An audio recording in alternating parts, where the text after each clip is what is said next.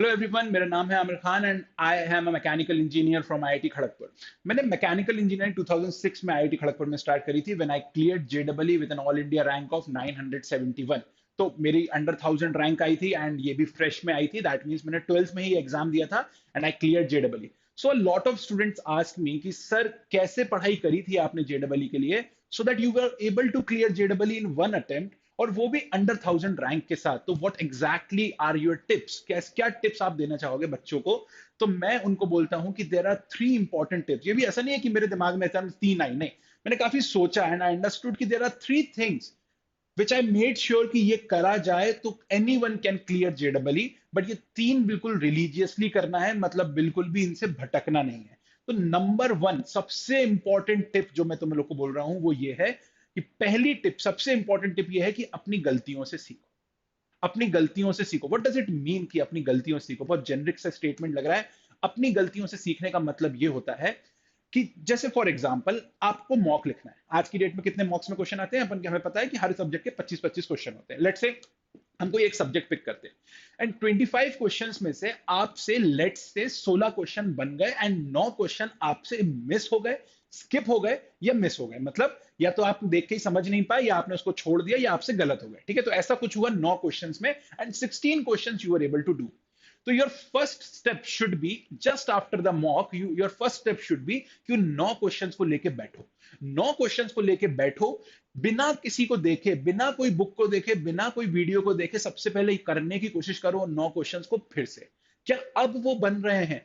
और अगर तुम बिना प्रेशर के, मतलब अब हम एग्जाम सेटिंग से बाहर है, बिना अगर प्रेशर के उन 9 में से 3 बना लेते हो, इसका मतलब तुम्हारे उन 3 के कंसेप्ट क्लियर थे, you just did not get enough time. तो हम टाइम मैनेजमेंट पे काम करेंगे, लेकिन अपनी गलती से सीख रहे हैं। ठीक है, एंड रिमेनिंग 6 क्वेश्चंस के लिए क्या करेंगे? तो रिमेनिंग 6 क्वेश्चंस के लिए अब हमें ये समझ में आ गया कि we are not able to do this question. हमें नहीं आते ये क्वेश्चन, हमें नहीं पता इनका कंसेप्ट क्या है, हमें कंसेप्ट को अप्लाई करना नहीं आता। तो ऐसे केस में हम क्या करेंगे? सबसे पहले हम वो कंसेप्ट पढ़ेंगे जिन कंसेप्ट के ऊपर ये 6 क्वेश्चन है। Easiest thing to do would be, सबसे पहले उनके सॉल्यूशंस देखेंगे। सॉल्यूशंस देख के ये समझेंगे कि किस कंसेप्ट के ऊपर है। सॉल्यूशंस देखने के बाद इनको फिर से अटेम्प्ट करने की कोशिश करेंगे कि अब मैं इसको कर पा रहा हूं कि नहीं। Obviously you will be able to do it because you have seen the solution, पर इस पे खत्म नहीं होना है।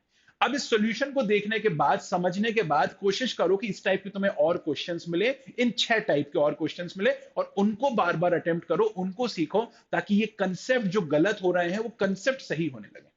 अच्छा, ऐसा क्यों किया? ज्यादातर बच्चे पता है क्या करते हैं? मॉक दिया, जो भी सही हुआ अच्छी बात है, जो गलत हुआ अच्छी बात है, उसके बाद वापस अपनी बुक पे चले जाते हैं और अपनी बुक से क्वेश्चंस को सॉल्व करने लगते हैं। इसमें सबसे बड़ी प्रॉब्लम यह है कि अगर तुम 25 में से 19-20 क्वेश्चन सही कर पा रहे थे ओवरऑल, 16 तो क्लास में कर लिए थे, टेस्ट में कर लिए थे, और 3-4 तुमने बाहर आके कर लिए, तो अगर 25 में से तुम 20 क्वेश्चन सही कर पा रहे हो, तो बुक उठा के जब तुम फिर से सॉल्व करने लग जाओगे तो देयर इज 80% प्रोबेबिलिटी कि तुम वही क्वेश्चंस को रिपीट कर रहे हो जो तुम्हें आते हैं।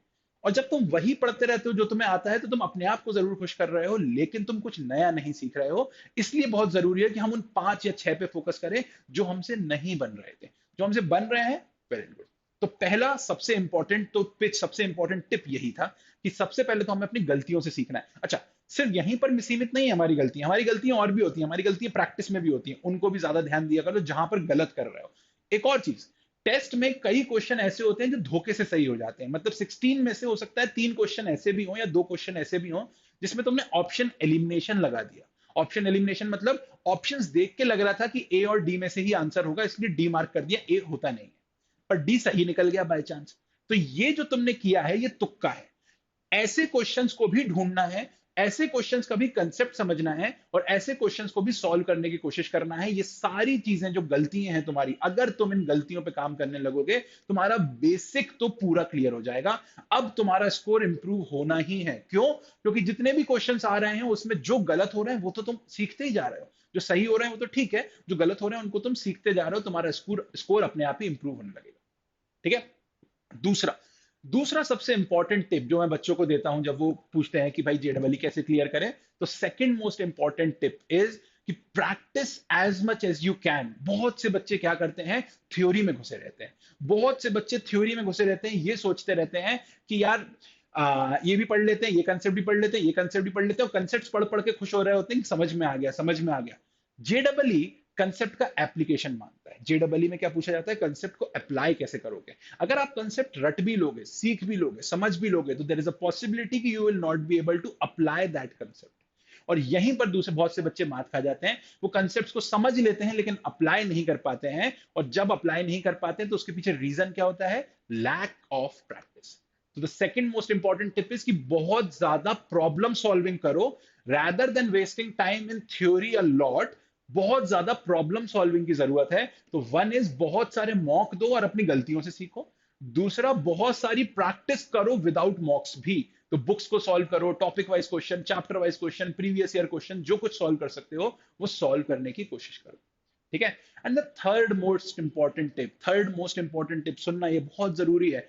Do not create backlogs. Do not create backlogs. इसका क्या मतलब है, डू नॉट क्रिएट बैकलॉग्स का? बैकलॉग्स क्रिएट करने नहीं करने का मतलब ये है कि फॉर एग्जाम्पल, अभी मान लेते हैं हम लोग कि कोई मंथ चल रहा है, 5th मंथ चल रहा है, लेट से मई चल रहा है, एंड मई में हमारे 2 चैप्टर्स कंप्लीट हो चुके हैं, हम जहां भी पढ़ रहे हैं, ठीक है, या हम लोग खुद से भी पढ़ रहे हैं। तो अगर हम 2 चैप्टर्स को हम लोग थ्योरी पढ़ चुके हैं, तो 2 चैप्टर्स की प्रैक्टिस भी खत्म करना है हमें अगले 14 दिन के अंदर। क्यों? क्योंकि अगर हम लोग अगले 14 दिन में जाएंगे तो अगले 14 दिन के अंदर 1-2 चैप्टर और खत्म हो जाएंगे, फिर अगले 14 दिन के अंदर 1-2 चैप्टर और खत्म हो जाएंगे, और ये करते करते हम लोग नवंबर दिसंबर तक पहुंच जाएंगे। और नवंबर दिसंबर में हमें याद आएगा कि जनवरी में मेंस आने वाला है, और अब मेरे पास 8 चैप्टर बैकलॉग में है। ये बैकलॉग जो क्रिएट कर लेते हैं बच्चे, अब वो कवर नहीं हो सकता। माइंडेड कि अब वो कवर नहीं हो सकता, इफ यू हैवंट प्रैक्टिस अभी तक, अब वो कवर नहीं हो पाएगा। अब आप सिर्फ ये पूछते रहोगे, हाउ टू क्रैक जेडबलई in 40 days, how to crack जेडबलई इन 30 डेज, और इस टाइप की बुक्स ढूंढते रहोगे।